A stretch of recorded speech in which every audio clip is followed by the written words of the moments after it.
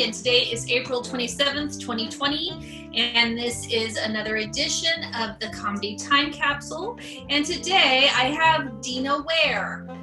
Can you introduce yourself and say anything that you'd like to plug? Sure. Well, first of all, thanks for having me. And second of all, let's see. Oh, I'm gonna have cats. All right. Well, this is Pippin, and she won't be very happy. Look, Pip. Look. See. Say hi. Hi, Pip. Yeah. All right. See you, Pip. Anyway. Well, obviously, all of our live shows, live in-person shows, are on hold indefinitely, which and we just got word today that May 3rd is now extended, so boo. But I am starting a YouTube series on everything comedy, and so that should be launching in the very near future. A collaboration with Charlie Spink and some other really fabulous comedians. And I want to extend the invitation to you too, Dena. So I think there's some good stuff you could contribute. So that's kind of really what I've got going on and right now in my support of local comedy. And can you say a little bit about what you did before all of this and kind of what you've been doing all these years? Well, sure. So about maybe 4 years ago, I got involved with improv at both American Improv Theater and Comedy Sports, both in San Jose and both about a mile away from each other. And when this is all over and they start classes back up again, I would encourage anybody who's interested in exploring their comedic internal whatever joker to go try those out, because it's really a pretty great experience, not just for the comedy part, but also for your body and your mind. And from there, I met some amazing people. And surprisingly enough, I really didn't know that there was comedy going on in bars as prevalent as, I mean, I knew about the usual comedy clubs, but I really didn't know that there were all kinds of bars and restaurants that had comedy going on the regular. No idea. My first foray into that was Pete Munoz's open mic at Woodham's. And from there, I was like, oh, this is just too much fun. And my improv group needed a place to practice, and Lily Max was amazing and allowed us to use their upstairs loft for practice. And one day the owner came through and said, hey, you guys are hella funny. You guys want to do shows? And we're all like, what? And so, and at that time, Kathy Klotz-Guest started doing an open mic at Lily Max at the same time, right about that time. And we decided that maybe improv would be a great opener for stand-up. We could, if people were coming in and sitting, getting food, drinks, whatever, it would be less disruptive during improv than it would be stand-up. And so we thought, we could be the opening act, let all the stand-up audience come and get settled, and then, hopefully they're primed and ready to laugh for stand-up. And so that worked. And we did that for about 1.5 years. And then Kathy moved on to other projects. And the owners of Lily Max came to me and said, hey, do you want to take over running the stand-up? And I said, I can manage it, but I think I'll leave stand-up to the professionals. And so I partnered with some amazing people now who are our regular, when we had a regular crew. Joe Bagley, Zach Lord, Coral Best, and Being Dave. And so that's kind of how how it's been going. I was in the background. I guess I'm the roadie. I bring the speakers and microphones and set them up and all of that. I am the resident laugh machine. I make sure everybody gets requisite laughs. And from there, I actually picked up another couple venues to do essentially the same thing. And that's where we were.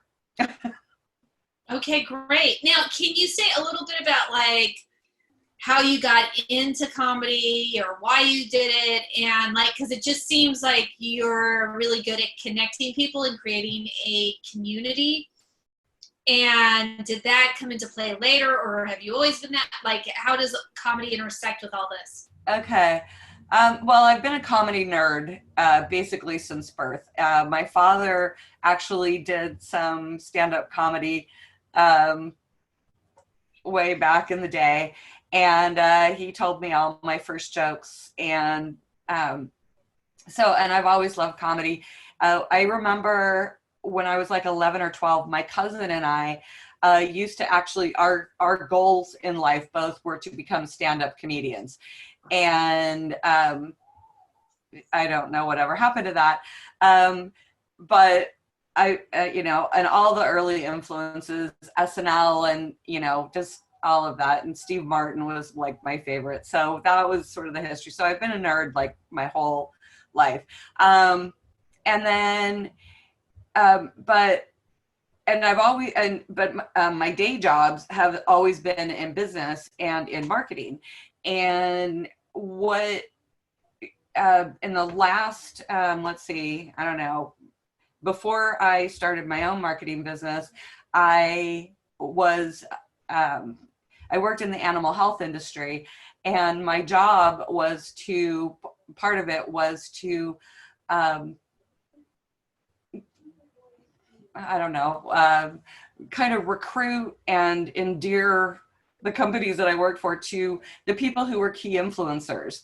And so that allowed me this really, don't cry for me, but I used to have to travel all over the world to conferences and wine and dine important customers at some of the finest restaurants all over the world.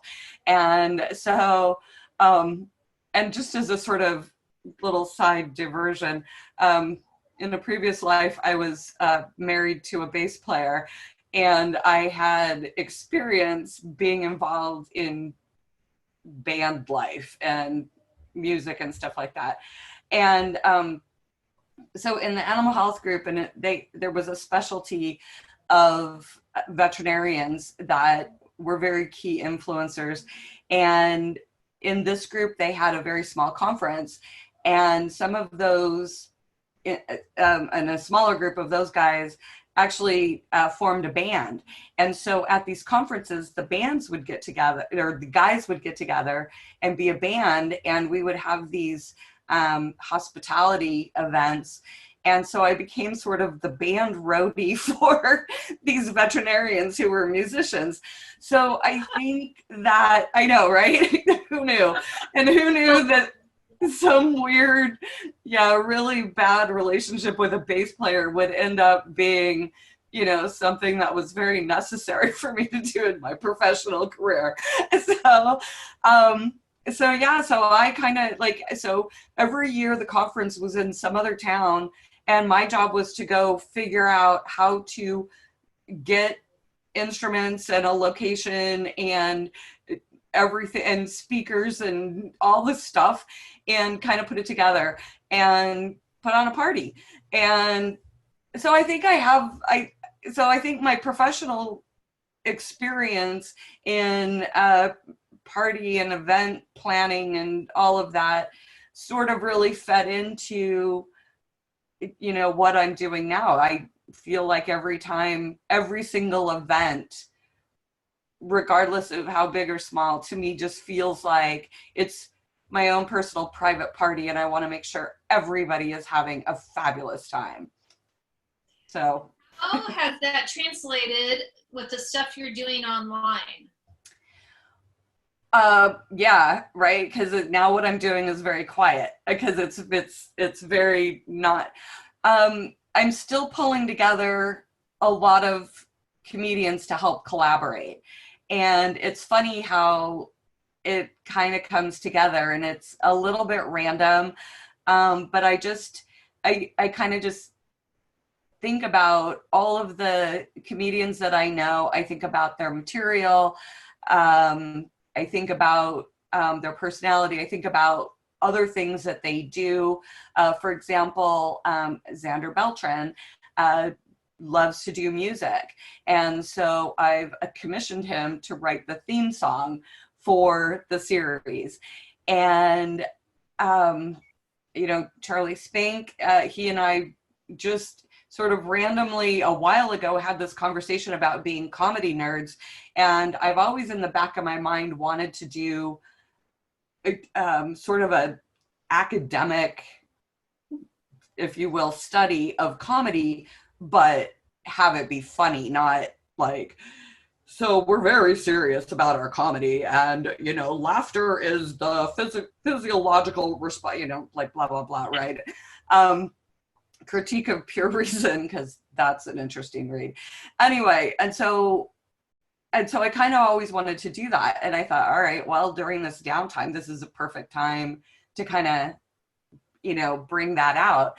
And so and then just kind of randomly, and I'm doing trivia. I'm doing online trivia. So that's sort of a group thing too. I do that Friday nights, every Friday night at 7:00.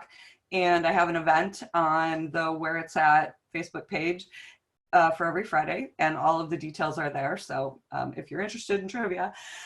And so Zach Zimmerman pinged me because he got the invitation, and he started asking me about it. And then I started talking about the video series, and he's like, oh, hell yeah, I want to be part of that.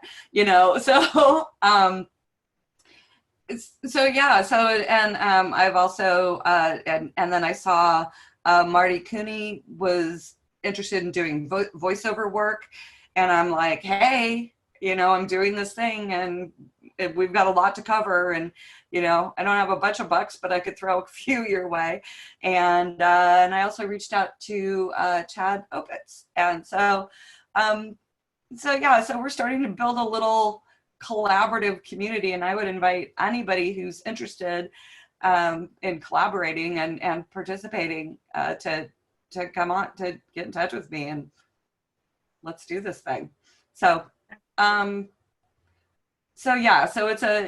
it's more of a hub and spoke kind of outreach than it is a a group collective. But ultimately it will be because I really, much like what you're doing with this program, is I really want to feature Bay Area talent each time that we cover. So for example, we're about ready to wrap up our first video, and we talk about how comedy, is anything universally funny.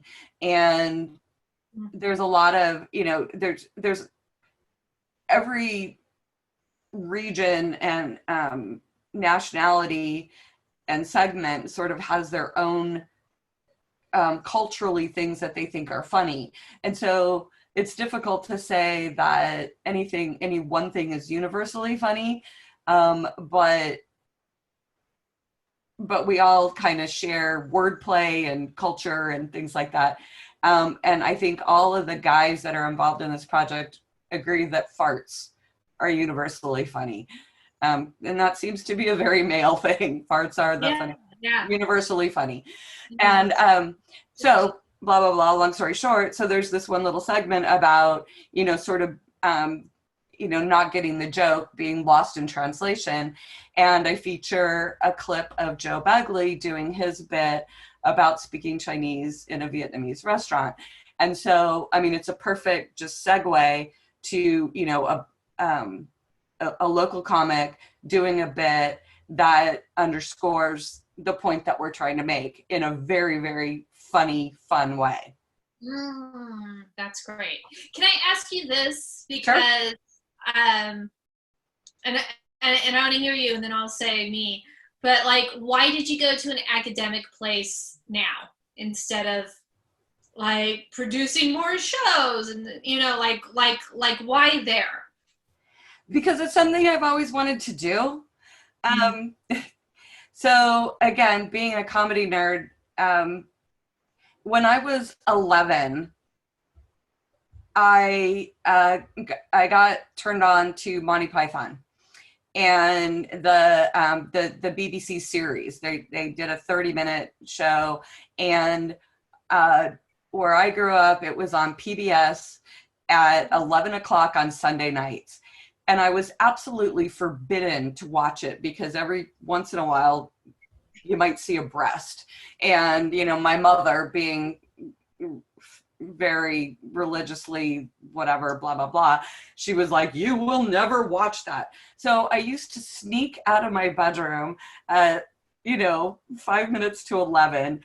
And this is back in the day when there were no like headphones for TV and there was no remote control. And I used to have to sit like inches right away. I had to put my ear up to this into the speaker and try to watch and listen and not wake anybody up.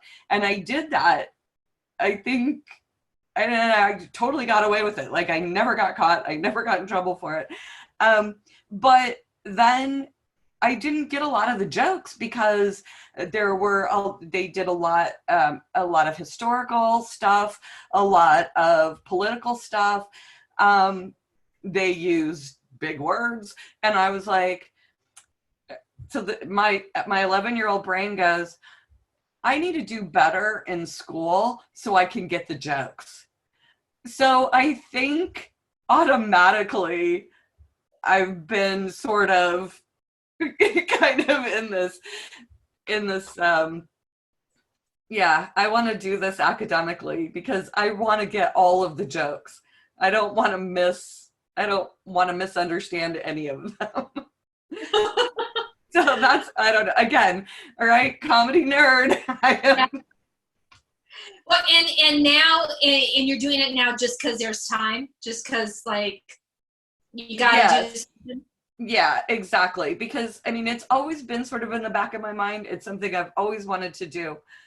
But I just I didn't know how to approach it. I actually kind of just thought, I don't know, there's something very sexy to me about getting immersed in a subject or a topic and having it and just, I don't know, but it's just like just knowing all the stuff about it. I don't know. How did you know that this was going to be the way that you were going to approach it? Like how did that come? Okay, so as just from promoting all of the shows that I was doing before, I started toying around with doing videos and having iMovie, it just lets me play around with it. And I started doing it, and then I started doing videos for work, actually. So again, my day job bleeds over into my into what I want to be when I grow up, which is, I don't know what that is yet with respect to comedy, but I thought, this is a good medium because this allows me to get immersed into this topic and do writing. I feel like, I can write. The whole reason why I can't do stand-up at all is because if I write something, I'm super married to what I write, but I can't memorize to save my life. And so so again, here's my complete brown nosing to the entire comedy community. I so appreciate what you do. The amount of work and the amount of effort to be able to write jokes, to be able to tell them as if they were brand new every time coming out of your mouth, being excited about it, making it sound like it's an original thought coming off the top of your head rather than just some rote material, and being excited to do it. I don't know how you do it. I am in awe. To me, it is such a skill. I'm getting all God. No, I want more of that. Why does that touch you like that? That's beautiful. Oh my God. Somebody come take me away. I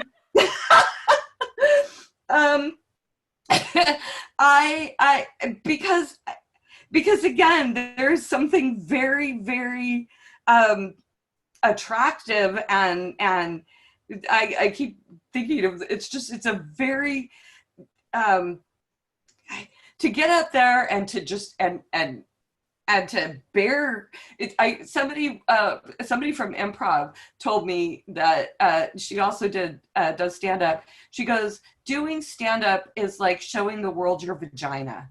And I thought, yeah, that's exactly what it is. Here it is.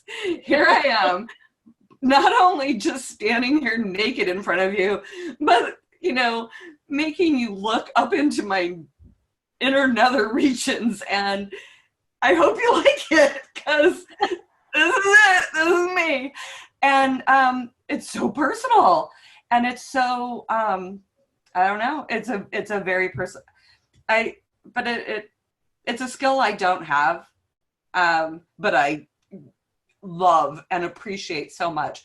So I think that this is sort of my way of being able to contribute in a way that I know I can contribute well, and not try to be something I can't be, and be disappointed at it, you know, and be disappointing to other people at it, you know. It's again, leaving it to the professionals. So no, that's thank you so much for sharing that. And that's where, as a comedy nerd, like, how special this art form is. It is. And without a doubt. How much do you miss it right now?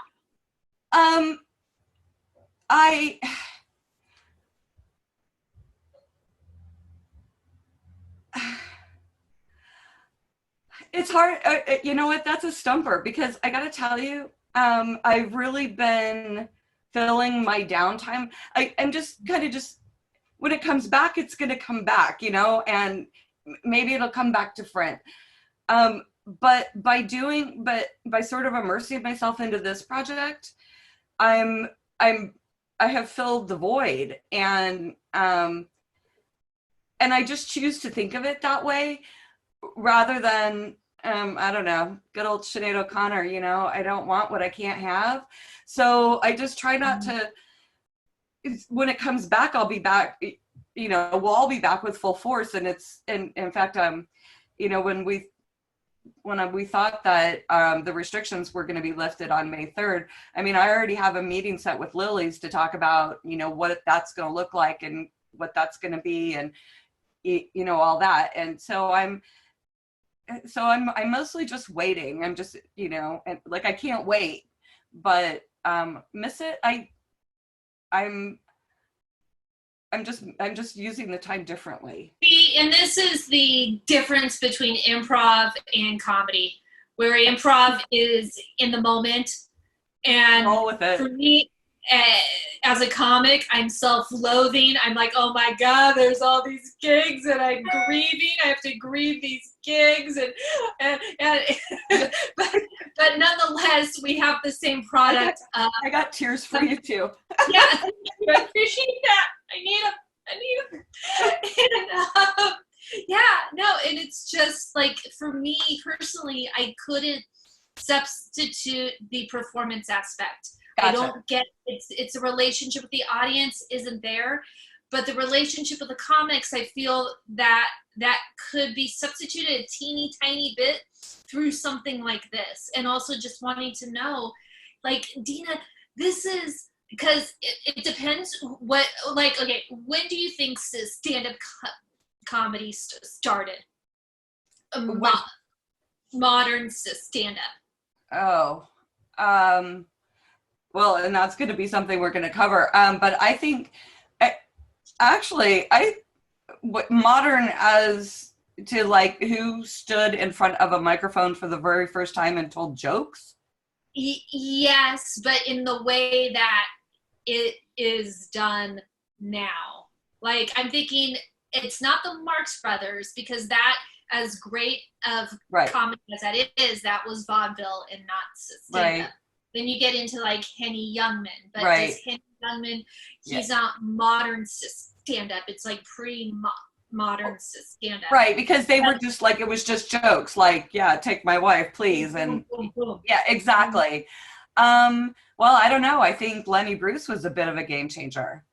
You know, Yeah. I mean, I think he kind of, I think it was maybe that era. I think it was in the, and probably maybe more in the 60s when people were a lot more free to say, you know, what they wanted to say. Because that's, I mean, that's something that I definitely want to explore is, you know, when did the game change? Because jokes used to be jokes, you know, just straight up set up, punchline, set up, punchline. And now, it changed to observational, it changed to unexpected outcomes for, you know, the mundane. It's kind of storytelling. It really has, it's become personal instead of being, you know, a personality. It's personal. It's your life. You draw from your life. So yeah, I want to say that sort of in the late 50s, early 60s, the game started changing. I mean, Red Fox, when he came out, you know, with his album, and, you know, like he changed the game. You know, that was party albums, like that, party albums helped change the game. exactly, You know? exactly. Couldn't do it live. Couldn't be in a lot of places live, but, you know, you could, you know, get your underground copy and, you know, all of that. So I think, no, I think it's fascinating to me, you know, how this, you know, how this shifts.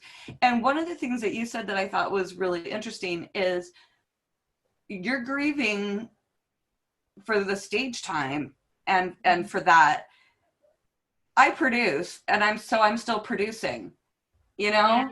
Yeah. So my production input and time hasn't really changed. It's just shifted.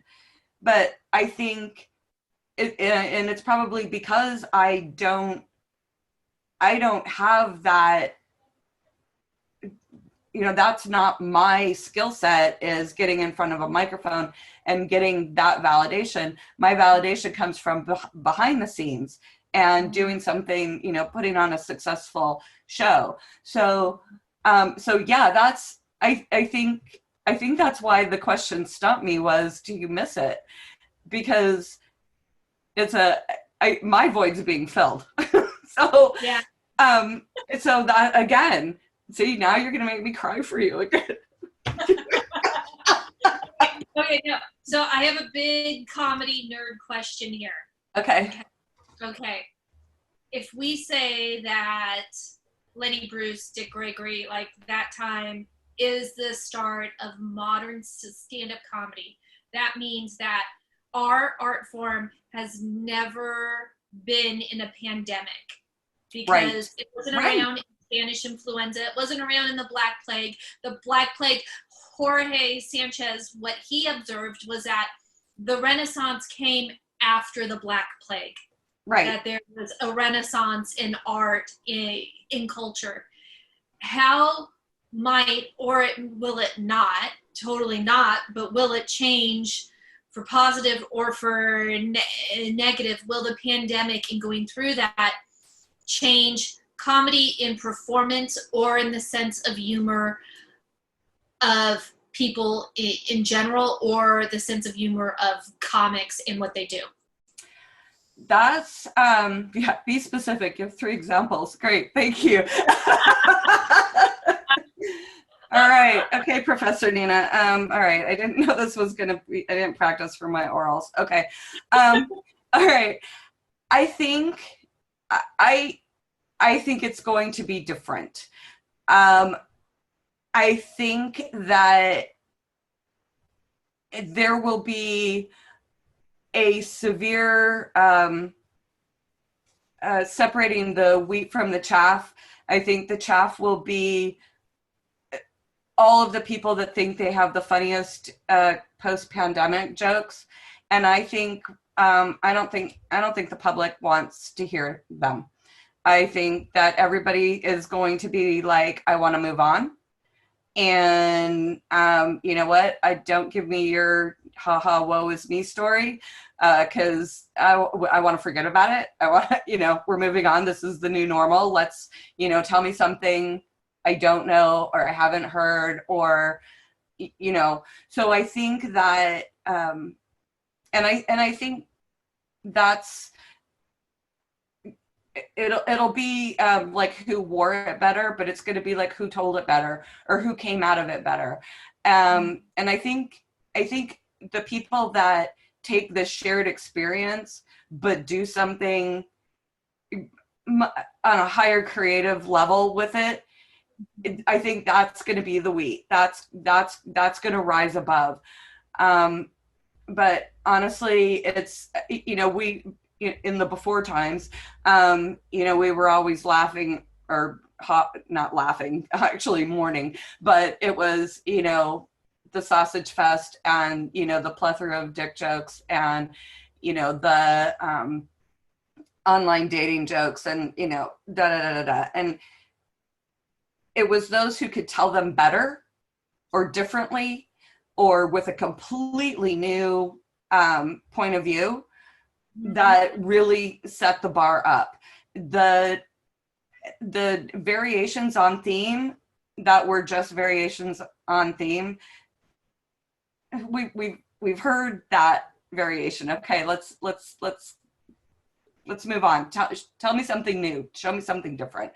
And I think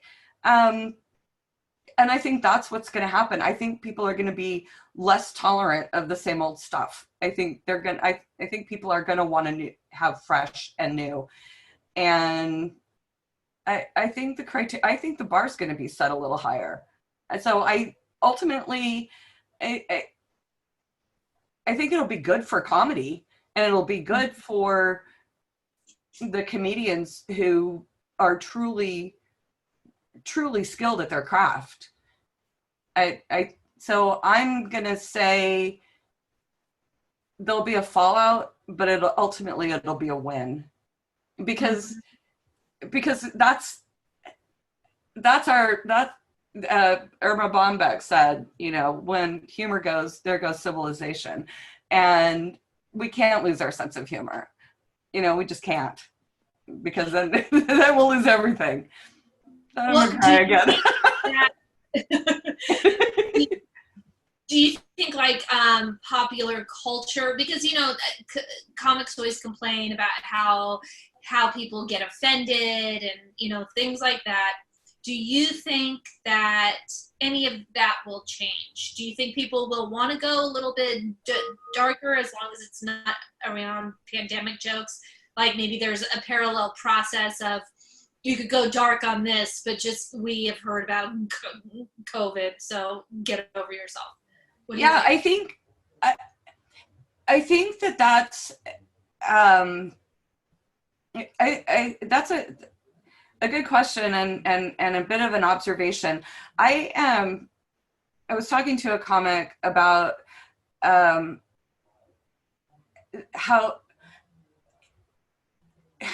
okay, so racism is very, very touchy.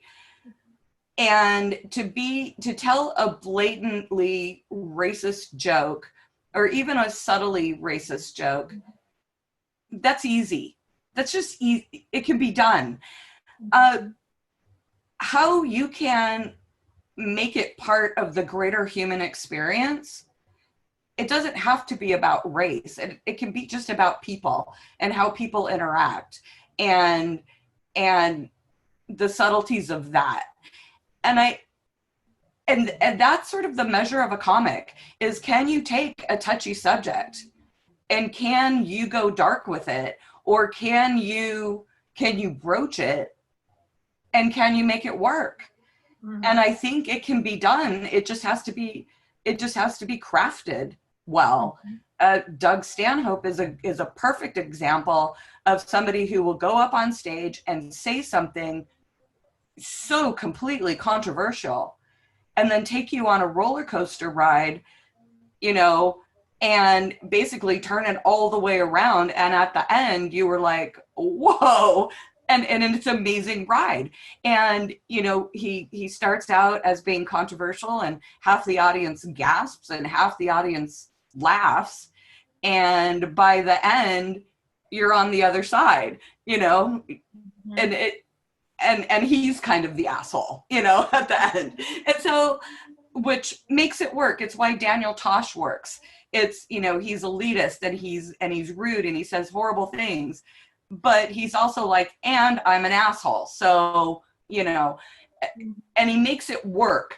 And it's how it's crafted. It's really all in the craft. I mean, anybody can take a pottery class and make, pottery, but, not everything's going to get into the Getty. It's just, it's how it's crafted.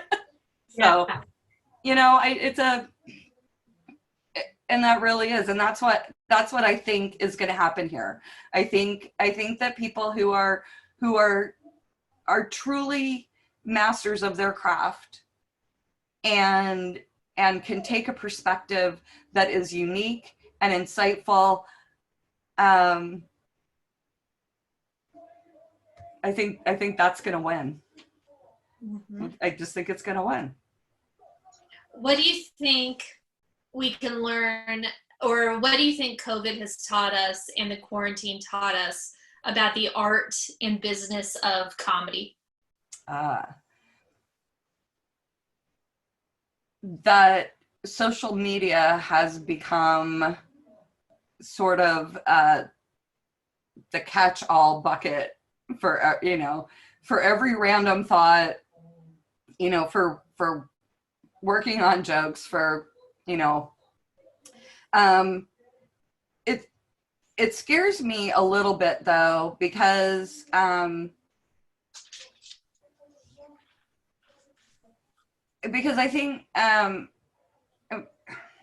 well, it's what I said before. I just think we're going to have a pandemic of pandemic jokes, and I'm gonna have to start screening people. All right, how many pandemic jokes do you have?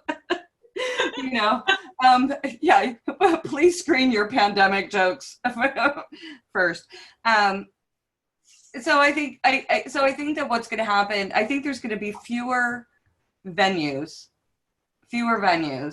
because venues are going away. I mean, there are a lot of, this has really hurt the bar and restaurant business. And so venues they'll just close. And in fact, I know of two of my favorite places, not Lily's, but two of my favorite places, one on Murphy and another place in Sunnyvale, that have said they're done and not even when this is over, they're just done. And so because there'll be fewer places, the opportunities, the venues will be, few and far between. So I think it's going to be, difficult to get mic time. And so I think that's going to be, so again, there's going to be a fallout. There's not going to be a place for the tens of thousands of comics. There's going to be a place for several thousand comics, throughout the Bay Area. And so I think it's going to be more competitive. I just really do. I don't know, maybe that's a good thing. I don't know. So it's going to be like comedy does Darwinism, huh? Exactly. Oh, that's terrifying. But you know what? But maybe, yeah. I don't know. I mean, maybe some people need to, just reaevaluate. you know. It's like me and Dave said to go rethink their shit. So. Well, this, and you made a really good point about improv as being, in the moment, and it also, there are so many ways you can contribute. There are so many ways to the comedy scene. So go with your strengths, and do, and there are ways to be funny. Not everybody has to be in front of a microphone. I mean, there's lots and lots of things that can be done, and just produce shows, host shows. If bars and restaurants, if the venues aren't there, make a venue. I mean, Justin Greenberg did a great job. He outfitted his van for a mobile comedy show. I mean, that's innovation. Have comedy in the park. Jim Perry was doing stand up on the streets, maintaining their safe 6 feet distance. So I don't know, maybe it will take to the streets. It'll be like, street performers instead of guitarists and artists, just people standing on street corners. You know what? Let's replace those people, telling us it's the end of the world with comics who are telling us it's the end of the world. Same, only funnier. Yeah. Funny on purpose. Maybe, we don't know. Yeah, I can think of a few. Anyway, no, I just kidding. No, I'm not. Anyway, but yeah, there's lots of, or, if you're out there and you're listening to this and you've never had comedy at your venue, whatever your venue is, or how about morale support for your employees, bring comics in on lunch hours, and just a little comic relief. I mean, that would be amazing. Have the really big companies bring in comics for their employees, and they should shop local, not, I mean, they're here, they're driving up the housing prices and the cost of living to exorbitance. And so, give a little back to your community, big companies, Google, Amazon, Zoom, all of Boom, Facebook, Netflix. And plus, like, those are our venues now. Right. Like, those are our venues, yep. So it'd be nice to get money from those venues as well. Exactly. So reciprocity. Exactly. Yeah. And the talent in the Bay Area is so incredible. So incredible.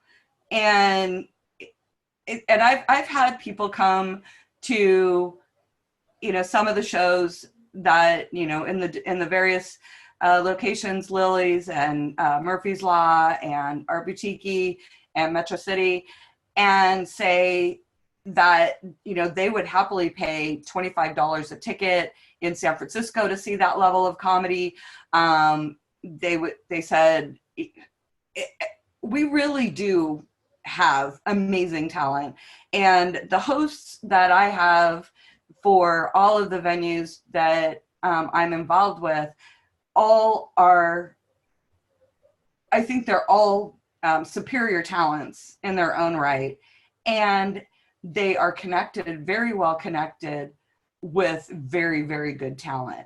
And so I'm really proud of the shows that I've put out there. But I can't take credit. I have to give credit to Coral and Joe and Zach, Dave, those guys, because of their ability to really draw the best of the best, the cream of the crop, for real. So yeah, I'm very, Well, very fortunate to work with amazing people. well, and we are very fortunate that you have embraced us and have created. I mean, San Jose. I live in Oakland, but San Jose is my favorite place to do mics and showcases. In part, there's more parking, so that's good than in San Francisco. So that's a start. But also, there is a culture and a community there within the comedy world that is just a nicer vibe to be around than other places that I've been to. And I know that Jorge's part of that, Pete is part of that, you're part of that. And all those people that you named, Coral, Dave, all of them. So I really appreciate that, and that you're continuing to cultivate that community online. And I hope whenever we can cultivate it again offline. Well, right. And, we'll figure this out because we're humans. That's what we do. And, to me, it's all right. This is what you're given. What are you going to do with it? It's like, there's a really great scene in, what is it, Apollo 13 or whatever, the movie with Tom Hanks, when they went to the moon or whatever, and they were running out of oxygen, or there was too much CO2 or whatever.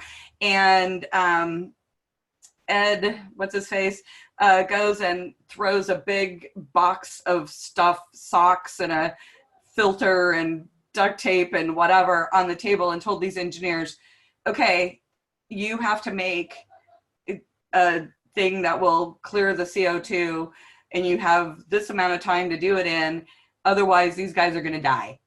And to me, that is just, that's the heart of it right there, is, okay, you've got, 30 minutes to devise a very sophisticated piece of equipment to save people's lives from, duct tape and baling wire. I mean, it was a MacGyver moment, and they did it. And that also made me teary, because it was brilliant. See, again, I'm such a nerd. I just love, I don't know. I love things that are really elegant, and it moves me. Just the elegance of it. What is your favorite bit, would you say, that, like, it's a thing that makes you cry? And I know there's probably multiple ones, but what is one that makes me cry? Yeah. So is there a comedy bit? Like, sometimes I will be so touched by, like, Robert Schimmel has a joke about how he's getting chemo, and there's a guy who's also there, and the nurse tells him, don't even talk to that guy, he has such a bad attitude. And Schimmel is like, no, I gotta get that guy. I have to figure out why he's like this.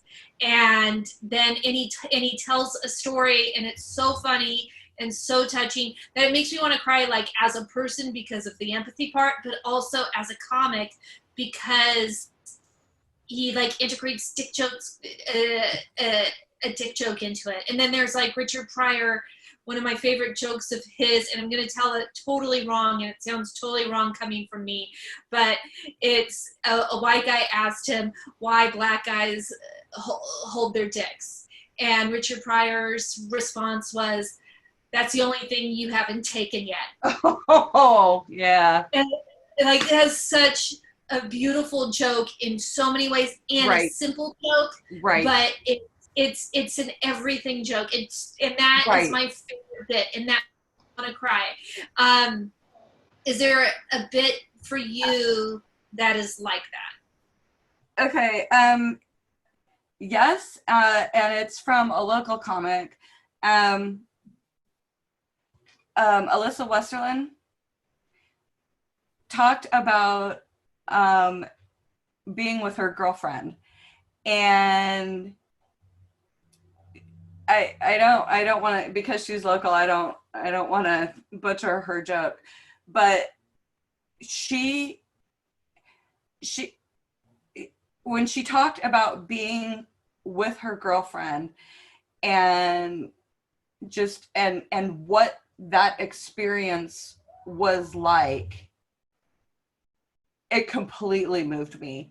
And I have to tell you that when I look at comedy, I'm very myopic to the Bay Area. I know really super famous. Not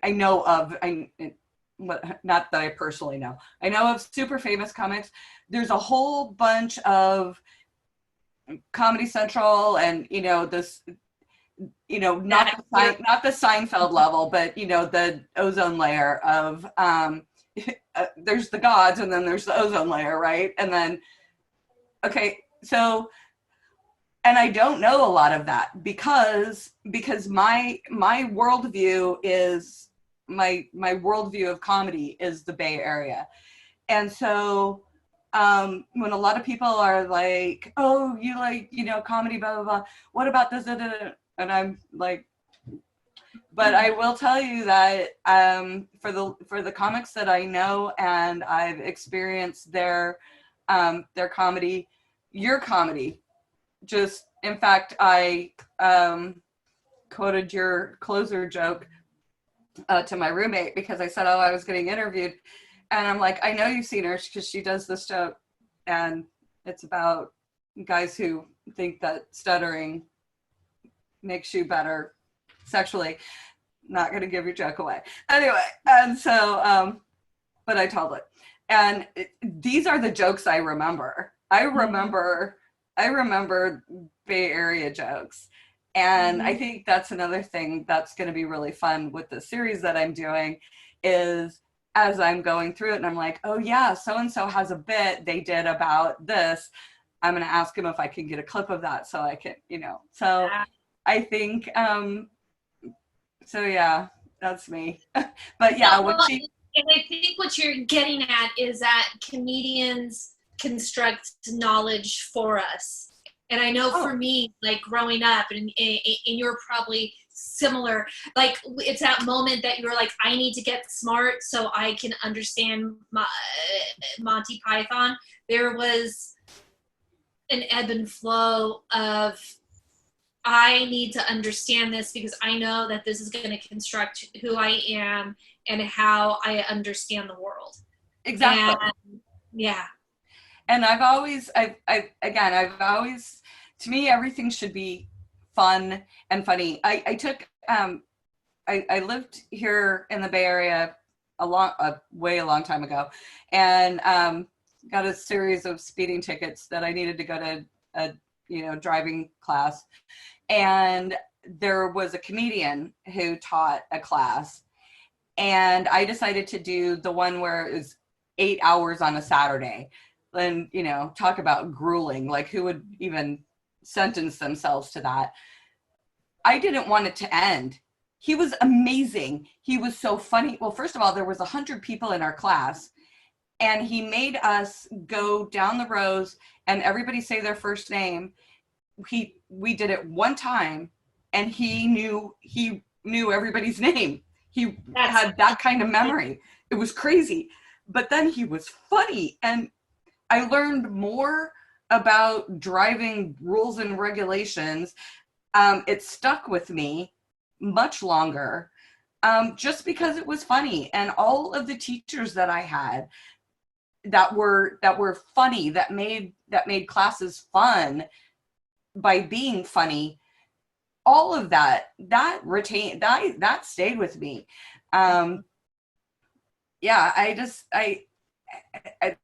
To me, the more fun something is, the more you can learn from it. And everything should be fun. Everything. Yeah. Oh, well, this was fun. So thank you. That's a good segue. So no, this was really great. And I really appreciate, and I didn't know how deep your nerdom was. So I really appreciate that because I grew up very similarly. So yeah, for me, it was more to David Letterman than it was Monty Python. Okay. So yeah, but it was that same kind of thing. And so I really appreciate the love that you have. And I'm so glad that we as Bay Area comics can receive some of that love. So thank you so much for your time with this. You bet. Thank you. Thank you for having me. Love you.